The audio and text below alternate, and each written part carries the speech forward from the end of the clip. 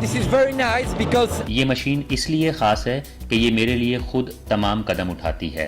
میں حرکت نہیں کر سکتا مگر اپنی ٹانگوں کی رفتار کو بدل سکتا ہوں. یہ ایک شاندار سہولت ہے.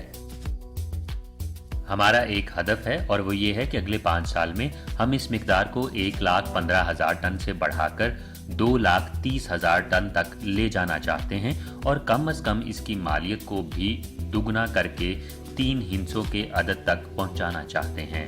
کیا آپ اندازہ لگا سکتے ہیں کہ یہ سولر پلیٹس کس مقصد کے لیے استعمال ہو رہی ہیں؟ آئیے آپ کو دکھاتے ہیں. واو، یہ ایک شاندار ایجاد ہے. یہ دیکھیں، یہ جو بیچ ہے 7 سے 10 دنوں میں یہ مشین جو یہ آلہ ہے ان کو گھاس میں کیسے تبدیل کر دیتا ہے.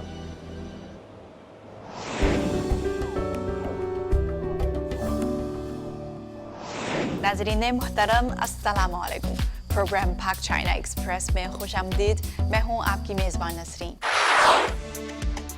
ایشیا سمٹ 2025 31 اگست سے 1 ستمبر تک تیانجن میں ہوا. ایشیا سمٹ کے رکن ملک کی حیثیت سے پاکستان کے وزیر اعظم شہباز شریف نے اجلاس میں شرکت کے لیے چین کا دورہ کیا. 3 ستمبر کو شہباز شریف نے بیجنگ میں اس فوجی پریڈ میں شرکت کی جس کا انعقاد جاپانی جارحیت کے خلاف کامیابی کی 80ویں سالگرہ کی یاد میں کیا گیا تھا. جنرل ایڈمنسٹریشن آف کسٹمز کی جانب سے 20 تاریخ کو جاری کردہ اعداد و شمار کے مطابق اس سال کے پہلے 7 مہینوں میں چین کی ایشیا شراکت داروں کے ساتھ تجارت 2.11 ٹریلین یوان رہی جو سالانہ بنیاد پر 3% زیادہ ہے اور ریکارڈ سطح پر پہنچ گئی ہے. صرف جولائی میں چین کی ایشیا شراکت داروں کے ساتھ تجارت 326.05 بلین یوان رہی جو 8.5% اضافہ ظاہر کرتی ہے اور اس سال کے لیے حجم اور ترقی کی شرح دونوں نئے ریکارڈ پر پہنچ گئے ہیں. برآمدات 219.04 بلین یوان رہیں جو 6.8% بڑھ گئیں جبکہ درآمدات 107.01 بلین یوان تک پہنچ گئیں جو 12.3% زیادہ ہیں. 2001 میں قیام کے بعد سے ایسیو نے مختلف شعبوں میں تعاون کو بڑھایا اور مضبوط کیا ہے اور علاقائی تجارت بار بار نئے ریکارڈ قائم کرتی رہی ہے. آج ہم آپ کو سائنس و ٹیکنالوجی کے ایک شاندار ایونٹ بورڈ روبوٹ کانفرنس میں لے جاتے ہیں. یہاں صنعتی روبوٹس پروڈکشن لائنز پر اپنی صلاحیت کا مظاہرہ کرتے ہیں جبکہ ہوم سروس روبوٹس روزمرہ زندگی میں آسانی لاتے ہیں. جدید ترین الگورتھم انسان اور مشین کے تعاون کو نئی شکل دیتا ہے. یہ صرف جدید ٹیکنالوجی کی نمائش نہیں ہے، یہ صنعت اور مستقبل کے درمیان ایک ربط ہے جو روایتی صنعتوں کو ذہانت کے ذریعے زندہ کرنے اور انسانی تخیل کی حدود کو وسعت دینے کی اجازت دیتا ہے. آئیے رپورٹ دیکھتے ہیں. السلام علیکم. آج چائنیز انسٹیٹیوٹ آف الیکٹرانکس اور ورلڈ روبوٹک کوآپریشن آرگنائزیشن کے اشتراک سے منعقدہ 2025 عالمی روبوٹکس کانفرنس بیجنگ کے اقتصادی و تکنیکی ترقیاتی زون میں واقع بیجنگ ارتھونگ بین الاقوامی نمائش و کنونشن سینٹر میں شروع ہو گئی ہے. بارش کے اس موسم میں آئیے آپ کو اندر لیے چلتے ہیں اور دیکھتے ہیں کہ کون سی نئی انوویشنز ہیں.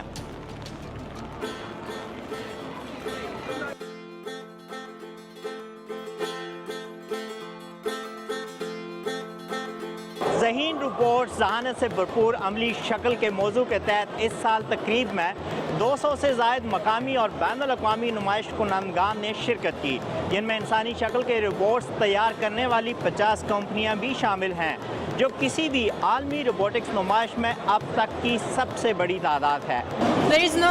میرا تعلق روس سے ہے. میں آج یہاں اس لیے آئی ہوں کہ کچھ نیا سیکھ سکوں.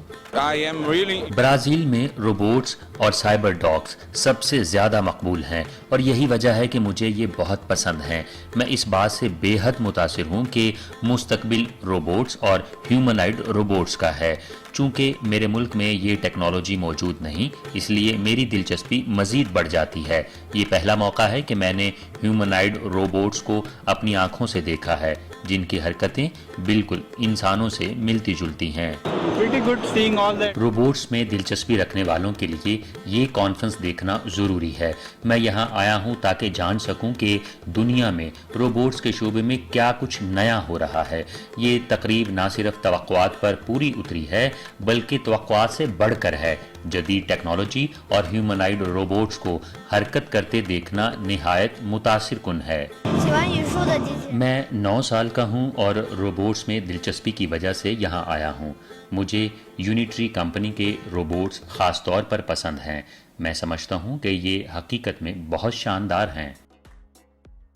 2025 میں یونیٹری ٹیکنالوجی نے اپنے جیون ہیومنائڈ روبوٹ کے لیے پہلی ایپلیکیشن جاری کی، جسے فٹ بال سپر اسٹار کہا گیا ہے۔ یہ روبوٹ کھیل کے میدان میں دوڑنے، رخ بدلنے اور گھومنے کی صلاحیت رکھتا ہے۔ یہ اپنے ہیڈ کیمرے سے گیند پر نظر رکھ کر گول کرتا ہے اور گرنے کے بعد خود بخود اٹھنے کی صلاحیت بھی رکھتا ہے۔ جو روبوٹس نے ترقی کی ہے اس کا سب سے جو ایک اہم پہلو ہے، آپ دیکھ سکتے ہیں کہ کس طرح فٹ بال کھیل رہے ہیں روبوٹس اور بہت سے بچے، فیملیز ان کو دیکھ رہے ہیں اور انجوائے کر رہے ہیں۔ تو مستقبل میں اگر آپ کے کوئی دوست نہیں ہے تو روبوٹس آپ کے دوست ہوں گے اور یہ آپ کے ساتھ فٹ بال کھیلیں گے۔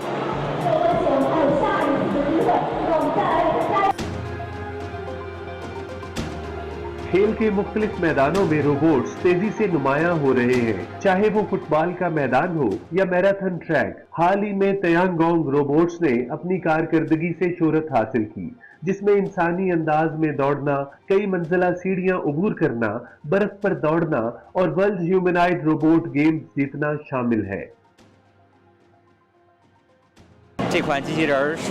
اس روبوٹ کا نام تیانگونگ ہے۔ اس کا قد 1.78 میٹر اور وزن تقریباً 80 کلو گرام ہے۔ اس وقت اس کی مسلسل چلنے کی صلاحیت دکھائی جا رہی ہے۔ یہ 44 منٹ سے بنا رکے چل رہا ہے، جو اس بات کا ثبوت ہے کہ اس کے حرکت کرنے کی صلاحیت بے حد مستحکم ہے۔ یہ پچھلے روبوٹ میراتھن ماڈل کی سیکنڈ جنریشن ہے، جو فرسٹ جنریشن کے مقابلے میں مستحکم دوڑنے، حرکت پر کنٹرول اور رفتار کے لحاظ سے نمایاں طور پر بہتر ہے۔ آج کے روبوٹ، جن میں ذہانت اور طاقت یکجا ہے، محض دوڑنے اور چھلانگ لگانے تک محدود نہیں رہے۔ ان کی صلاحیتیں طویل عرصے سے مختلف حالات میں استعمال ہو رہی ہیں اور وہ آل راؤنڈر کے طور پر سامنے آئے ہیں، جو روزمرہ زندگی کو سپورٹ فراہم کرنے کے ساتھ ساتھ صنعتی ترقی کو تیز کرتے ہیں۔ This is very nice because یہ مشین اس لیے خاص ہے کہ یہ میرے لیے خود تمام قدم اٹھاتی ہے۔ میں حرکت نہیں کر سکتا مگر اپنی ٹانگوں کی رفتار کو بدل سکتا ہوں۔ یہ ایک شاندار سہولت ہے۔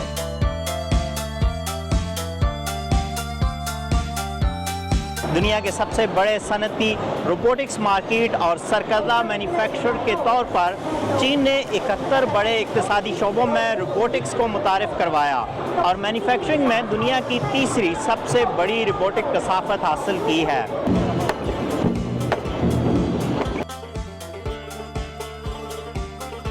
مختلف حالات میں روبوٹس کی شاندار کارکردگی حیران کن ہے۔ مستقبل میں روبوٹ 4S اسٹورز کے قیام سے یہ اسٹیل ساتھی، جو پہلے صرف خواب لگتے تھے، عام لوگوں کی روزمرہ زندگی اور پیداواری سرگرمیوں میں شامل ہو جائیں گے۔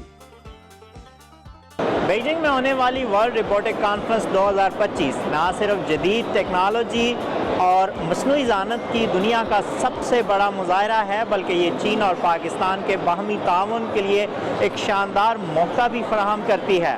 اس کانفرنس میں دنیا بھر سے روبوٹکس کے ماہرین اور جو انوویٹرز ہیں اور صنعت کار اپنے انقلابی خیالات اور انوویشن پیش کر رہے ہیں، جبکہ چین اور پاکستان اس میدان میں مشترکہ تحقیقاتی منصوبوں، صنعتی پیداواری اور تربیتی پروگرام کے ذریعے اپنے تعلقات کو مزید مضبوط بنا سکتے ہیں۔ یہ اشتراک نہ صرف دونوں ممالک کی تکنیکی ترقی کو فروغ دے گا بلکہ خطے میں صنعتی انقلاب کی نئی راہیں بھی کھولے گا۔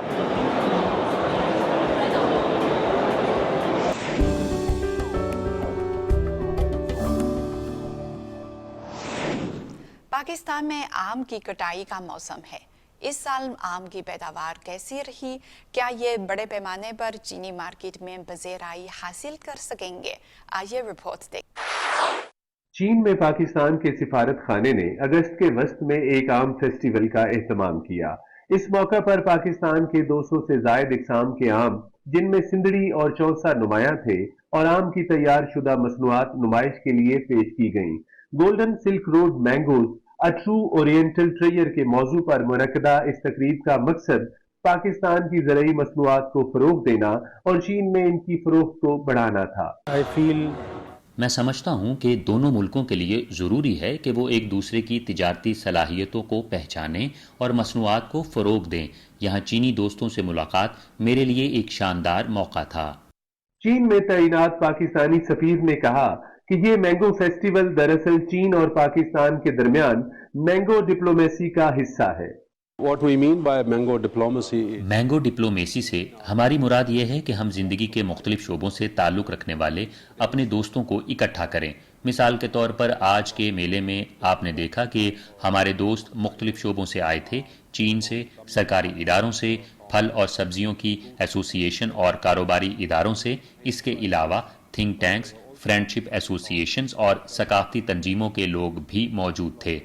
फिर सिफारती बरादरी के अराकीन और बैनुल-अक़वामी इदारों के नुमाइंदे भी शरीक हुए। ये मुख्तलिफ शोबों के दोस्तों की भरपूर शमूलियत थी और हम इन सब के शुक्रगुजार हैं कि वो शरीक हुए।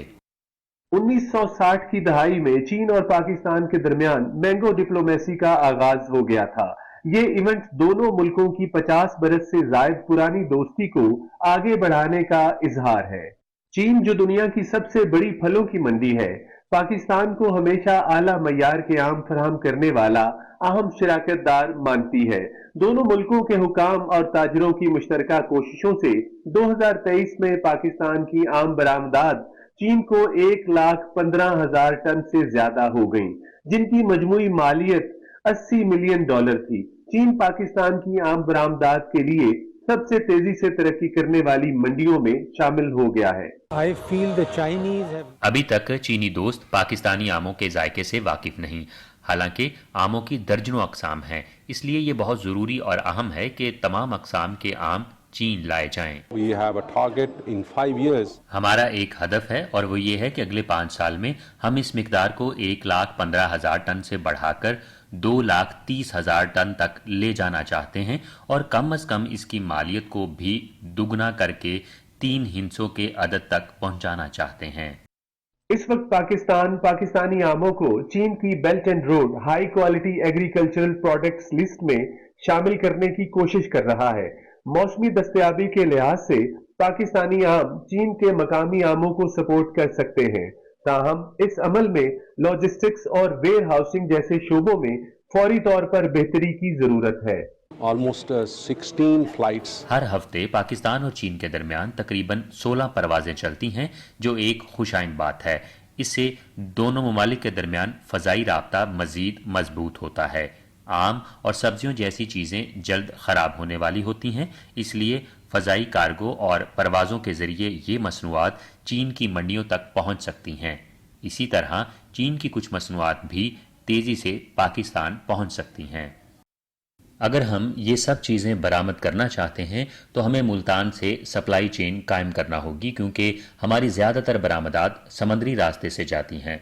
मुल्तान से कराची तक सप्लाई चेन होनी चाहिए, क्योंकि ज़्यादातर बरामदात कराची की बंदरगाह से होती हैं। अगर हम फ़ज़ाई रास्ते से बरामदात कर रहे हैं तो फिर ये देखना होगा कि हम किस किस्म के मयार मुकर्रर कर रहे हैं। इसमें बहुत कुछ किया जा सकता है। हमारे पास फूड ग्रेड ट्रांसपोर्टेशन का निज़ाम मौजूद नहीं है। बदकिस्मती से बाग से फैक्ट्री तक खाने की अशिया को खुले डब्बों या गैर मयारी गाड़ियों में लाया जाता है। इस अमल से आमों को नुकसान पहुंचता है और उनकी क्वालिटी भी मुतासिर होती है। पाकिस्तानी आमों की बरामदात को सिर्फ लॉजिस्टिक्स के मसाइल ही नहीं, बल्कि पैकेजिंग और प्रमोशन के चैलेंजेस का भी सामना है। मैंने अभी इस हवाले से कोशिश की है, लेकिन हमारा मसला ये है कि मुल्क में वैल्यू एडिड इंडस्ट्री मौजूद नहीं है। हमारे पास सिर्फ छोटे पैमाने के ड्राइंग यूनिट्स हैं।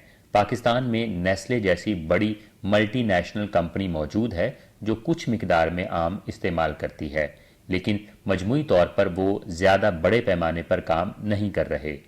हालांकि खुश्क आम के लिए एक बड़ी मंडी मौजूद है। हम 18 लाख मीट्रिक टन आम पैदा कर रहे हैं, लेकिन मेरे ख्याल में पाकिस्तान में कमर्शियल सतह पर कोई वैल्यू एडिड की सहूलत मौजूद नहीं है। लोग डिहाइड्रेशन यूनिट्स मुतारफ कराने की कोशिश कर रहे हैं जो अभी बहुत छोटे पैमाने पर हैं। ये चीज़ आम के शोबे में इनकलाब ला सकती है। क्वालिटी के मयार के लिहाज से हमारे पास ऐसी पैकेजिंग सहूलियात नहीं हैं जो बैनुल-अक़वामी मयार की हों और जो मसनूआत की शेल्फ लाइफ बेहतर बना सकें। खावर नदीम का कहना है कि चीन न सिर्फ एक बड़ी सारफ मंडी है बल्कि पाकिस्तानी आमों की काश्त, प्रोसेसिंग और दीगर मराहिल में मुख्तलिफ तकनीकी मदद भी दे सकता है। अगर चीन हमारे साथ जदीद टेक्नोलॉजी के जरिए बागात कायम करने में ताउन करे तो उनमें ज़्यादा पौधे लगाए जा सकते हैं। हमारे यहाँ 1 एकड़ में तकरीबन 40 से 60 पौधे होते हैं, जबकि ऑस्ट्रेलिया और मिस्र में 1 एकड़ में तकरीबन 600 पौधे लगाए जा रहे हैं। इसलिए हमें आपके साथ मिलकर काम करने की ज़रूरत है। पाकिस्तान में आम की सनत कायम करने के लिए मुकम्मल सिस्टम मुतारफ कराना होगा, जैसे ग्रीन हाउसेस, शीशे से बने ढांचे और वो चीज़ें जो जदीद दुनिया में राइज हैं। हमारे लिए सीखने की असल बात यह है कि चीन के बेहतरीन तरीक़ाकार अपनाए जाएं, जैसे चीज़ों को महफूज करने के तरीके, फिर उन्हें मसनूआत में तब्दील करना, उनकी पैकेजिंग करना और फिर उन्हें बैनुल-अक़वामी मंडी में बेचना। चीनी लोग बेहतरीन मार्केटिंग करते हैं, वो हर शय को गैर मामूली अंदाज में मुतारफ कराते हैं। चीन पाकिस्तान इक्तिसादी राहदारी यानी सी पैक के ज़रई शोबे में तोसी के बाद चीन और पाकिस्तान के दरमियान ज़रई ताउन मजीद बेहतर अंदाज में आगे बढ़ रहा है। आमों की बरामद को सी पैक ज़रई ताउन का अहम मंसूबा करार दिया गया है। कोल्ड चेन टेक्नोलॉजी के तबादले से लेकर ई कॉमर्स प्लेटफॉर्म्स की मुश्तरका तरक्की तक ये मंसूबा बेल्ट एंड रोड के तहत इंडस्ट्रियल चेन की तकमील और अवामी सतह पर ताउन की गहराई को उजागर करता है। I think there are many ways. China is. मेरे ख्याल में चीन के पास कई शोबों में महारत है, जैसे बीजों की तैयारी, पौधों को मक्खियों के हमले या कीड़े मार अद्वियात के मनफी असरात से बचाना। इसके अलावा खादें और जदीद आबपाशी के तरीके भी दस्तयाब हैं। साथ ही ये भी देखा जा रहा है कि किस तरह AI को काश्तकारी और दरख्तों से आम तोड़ने के अमल में इस्तेमाल किया जाए ताकि उन्हें ज़्यादा अरसे तक महफूज रखा जा सके। चीन मुख्तलिफ टेक्नोलॉजीज़ में बहुत आगे है और हम चीनी कंपनियों के साथ मिलकर काम करना चाहते हैं।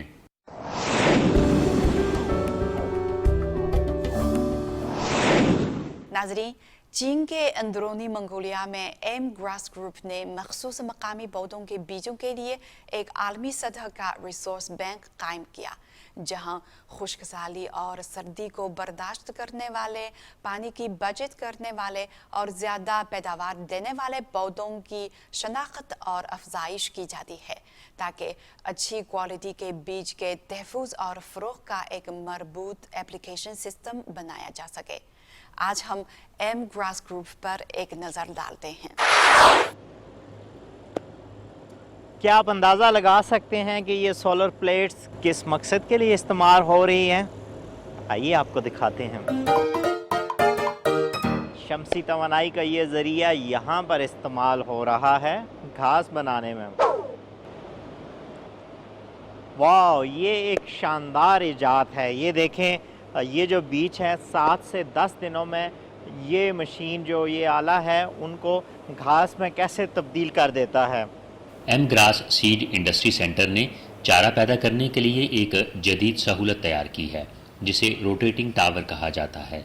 ये कसीरुल जहती, इंटेलिजेंट और सनती ढांचा एक टावर की मानिंद है जिसके अंदर एक मुनफरिद घूमता हुआ ढलवानी सीड बेड है।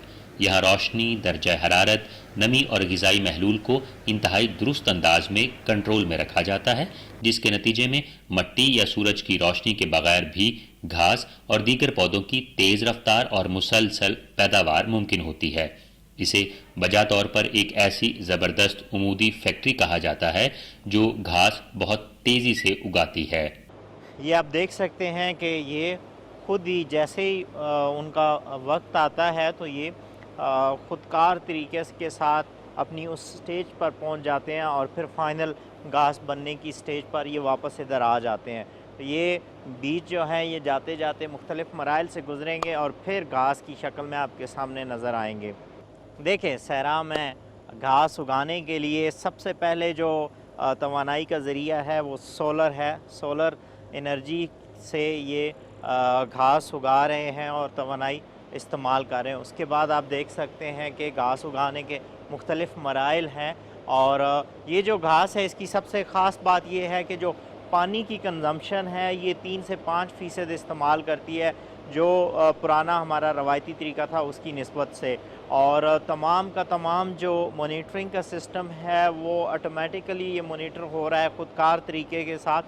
اور اس میں جو ٹیمپریچر مینٹین رکھنا ہے یا اس میں کون سی کھاد یوز ہو رہی ہے یا جو تمام پروسیجر ہے گھاس بننے تک کا وہ خودکار طریقے سے ہو رہا ہے. اور اس کے لیے جو انرجی چاہیے وہ شمسی توانائی کے ذریعے حاصل کی جا رہی ہے. انوائرمنٹل کنٹرول ٹیکنالوجی کے ذریعے یہ ٹاور گھاس کے بیجوں کی افزائش کو موسم اور جگہ کا پابند نہیں رکھتا اور انہیں 7 سے 10 دن کے اندر تیار ہونے دیتا ہے. یہ نظام سارا سال دن رات پیداواری عمل کو جاری رکھتا ہے. اس کے ساتھ ساتھ یہ چارہ گھاس اور ایکولوجیکل گراس کی افزائش کے دورانیے کو نمایاں طور پر کم کر دیتا ہے. اس طرح کم وقت میں کروڑوں صحت مند پودے فراہم کیے جا سکتے ہیں جو چراگاہوں کی بحالی اور ڈیزرٹ کنٹرول پروجیکٹس یعنی صحرائی علاقوں پر قابو پانے کے بڑے منصوبوں میں استعمال کیے جا سکتے ہیں. واہ یہ بالکل پتہ ہی نہیں چل رہا کہ یہ گھاس 7 سے 10 دنوں میں اگائی گئی ہے یا یہ گھاس بالکل نیچرل طریقے سے اگائی گئی ہے. لیکن جو اگانے کا طریقہ ہے وہ بہت جدید ہے, انوویٹو ہے. اور اس صحرا میں بھی کیا گھاس اگ سکتی ہے یہ میرے لیے یونیک تھا.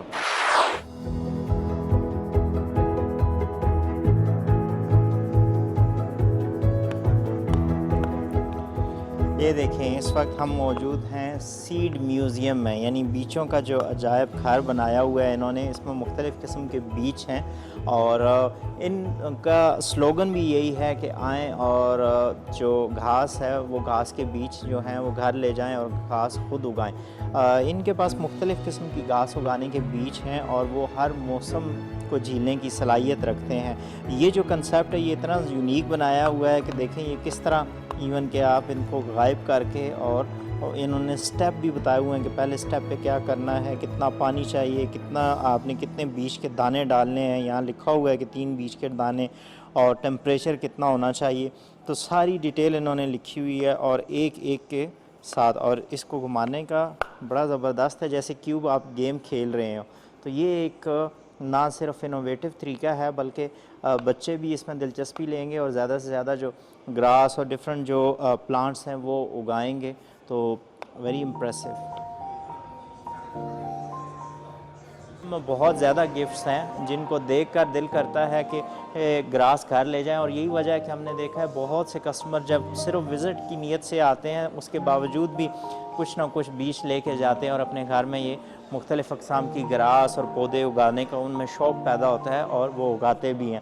تو نہ صرف یہ ہے, اسی طرح مختلف قسم کی کھادیں ہیں کہ اگر آپ کے گھر میں جو زمین ہے اس کے مطابق وہ کھادیں اور جس علاقے میں آپ لے کے جانا چاہتے ہیں وہاں ٹیمپریچر کتنا ہونا چاہیے, پانی کی کیا مقدار ہے اور جو سوئل ہے اس کی کیا کنڈیشن ہے, اس حساب سے انہوں نے کھادیں رکھی ہوئی ہیں اور زیادہ تر آرگینک ہی ہیں. اور اس میں سب سے اہم کردار یہ کیونکہ یہ انر منگولیا کا علاقہ زیادہ تر ڈیزرٹ پر اور پہاڑوں پر مشتمل ہے تو اس کو مد نظر رکھتے ہوئے انہوں نے تمام کی تمام جو اس عجائب گھر میں بیچ ہیں اور اس سے ریلیٹڈ جتنی پروڈکٹس ہیں وہ بنائی ہوئی ہیں. امید ہے آپ کو ہماری یہ ایپیسوڈ پسند آئی ہوگی. ہمارے ساتھ رہیے گا مزید ایکسپلور کرنے کے لیے. ناظرین پروگرام پاک چائنا ایکسپریس دیکھنے کا بہت شکریہ. اگلی دفعہ ملیں گے. خدا حافظ.